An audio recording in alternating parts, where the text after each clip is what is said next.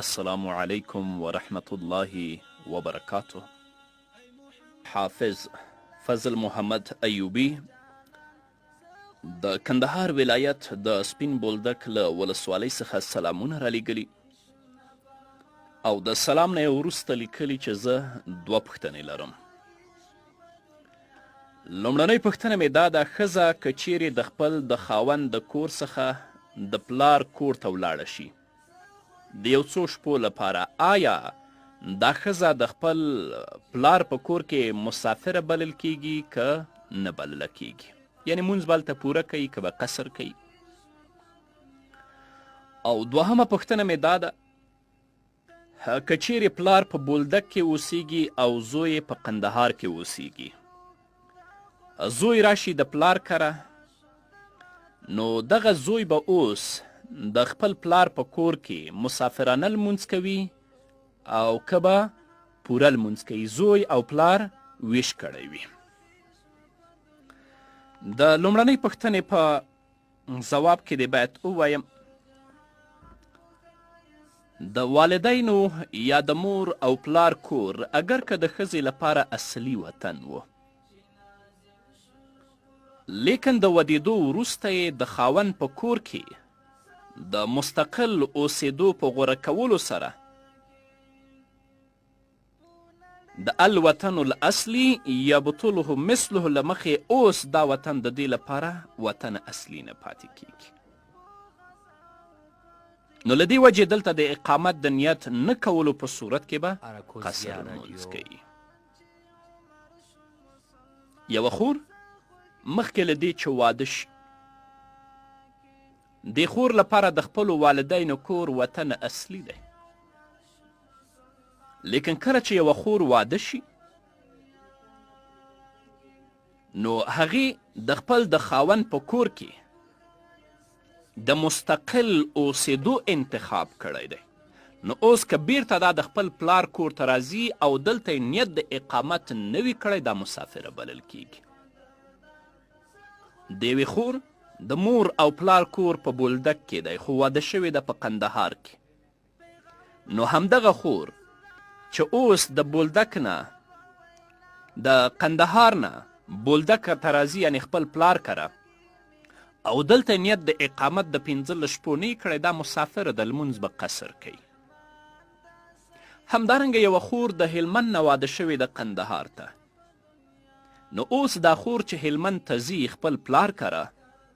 او هلته نیت د اقامت د 15 شپو نه کړی، دا خور مسافر شمیرل کیږي، هلته به قصر کوي.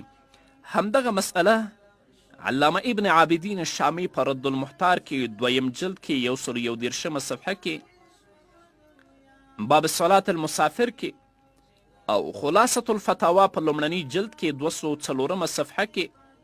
په 22 فصل کې چې هغه فصل په صلات مسافر کې دی په تفصیل سره څیړلی. نه غواړم چې د ابن عابدین الشامی او د خلاصة الفتاوا عبارتونه درته ووایم. دا سوال ظلم زکه زمقیر ولی مونږ شونا پرمان لاسونه تو د جانان څه خوښې شوه په دنیا کې، ولی مونږ شونا پرمان لاسونه تو د جانان څه خوښې شوه په دنیا کې. او د دوهمې پوښتنې په ځواب کې دې باید ووایم چې وطن اصلي د هر یو جلا جلا وي، یعنی هر یو د خپل اهل او ښځې سره په جلا جلا وطنونو کې اوسیږي، نو په دوی کې چې هر یو د هغه بل وطن ته، یعنی په زوی او پلار کې چې هر یو د هغه بل وطن ته ځي، نو په تلو سره دا مقیم نه ګرځي بلکې لمونځ به مسافرانه کوي.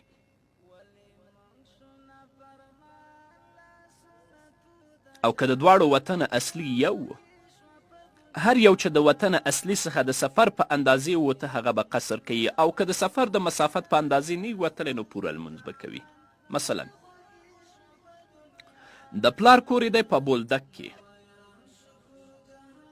او د زوی کور دی په قندهار کې.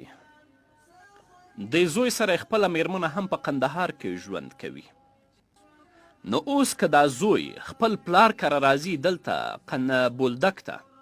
او نیت د اقامت د 15 شپو یې نه کړی، دا زوی دلته مسافر دی، لمونځ به قصر کوي، پوره به نه کوي. همدارنګه دا پلار که اوس د بولدک نزی قندهار ته د خپل زوی کور ته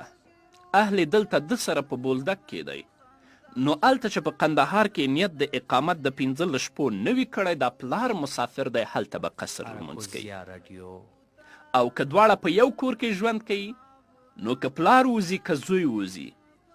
که هغه د سفر د مسافت په اندازه دوی وتلي ول، قصر لمونځ به کوي، او که د سفر د مسافت په اندازه نه وتلي، نو دوی به د بیا لمونځ پوره کوي، قصر به نه کوي.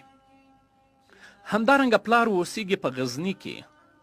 او زوی اوسیږي په هلمند کې، نو دا پلار چې اوس د غزني نه روانیږي هلمند ته ځي د خپل زوی کور ته،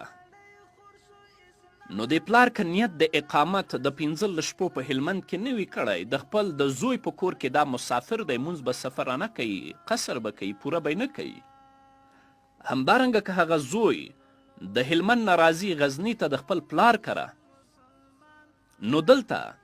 چې نیت د اقامت د 15 شپو یې نه کړی، دا زوی مسافر دی، لمونځ به قصر کوي. همدغه مسئله علامه حسکفي رحمه الله په در مختار کې او ابن عابدین الشامی په رد المختار کې په لومړني جلد کې 586 صفحه کې باب صلات المسافر کې او فقه اسلامی په دویم جلد کې په 1344 صفحه کې په تفصیل سره څیړلي. حسکفي لیکي الوطن الاصلي هو موطن ولادته او تأهله او توطنه يبطل بمثله اذا لم يبق له بالاول اهل ولو كان له اهل ببلدتين فايتهما دخلها صار مقيما. هو که داسې وي چې یو زوی 2 میرمنې لري، یوې میرمنې سره په قندهار کې ژوند کوي او بله میرمنه دلته د خپل پلار په کور کې ده، نو که دا اوس قندهار ته هم راځي مقیم دی، که بولدک ته هم ځي مقیم دی. اما که یوه میرمنه وي چې هغې سره په قندهار کې ژوند کوي، د پلار کور دی په بولدک کې، نو چې اوس بولدک ته راځي او نیت د اقامت د 15 شپو یې نه کړی، مسافر دی. قرآن پر رسول قدردان سخو کی شو په دنیا کی دا ازمون لدی بهیر دا حالات لا تقدیر پو نصیب میشی دا سوال ظلم زکا زمقیر ولی منشونا پرمان لا سنتو دا جانان سخو کی شو په دنیا کی ولی منشونا پرمان لا سنتو دا جانان سخو کی شو په دنیا کی نوائرم شفر جهان پخایس کسفن ایمان سخو کی شو په دنیا کی چی نازل شو